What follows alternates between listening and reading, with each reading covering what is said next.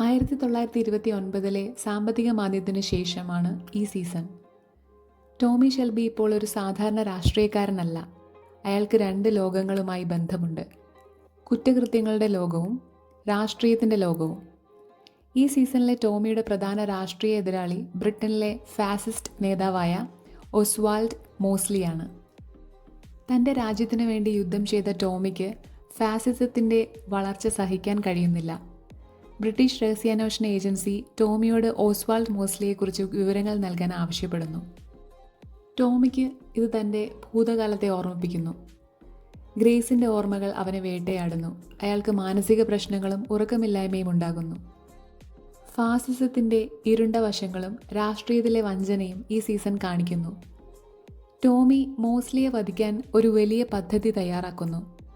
അതിനായി തൻ്റെ കുടുംബാംഗങ്ങളെയും ക്രിമിനൽ കൂട്ടുകാരെയും അവൻ വിളിക്കുന്നു. എന്നാൽ അവസാനം ടോമിയുടെ പദ്ധതി പരാജയപ്പെടുന്നു. ഒരു ചതിയൻ അവർക്കിടയിൽ ഉണ്ടെന്ന് ടോമിക്ക് മനസ്സിലാകുന്നു. അവസാന രംഗം മാനസികമായി തകർന്ന ടോമി ഷെൽബിയെ കാണിക്കുന്നു.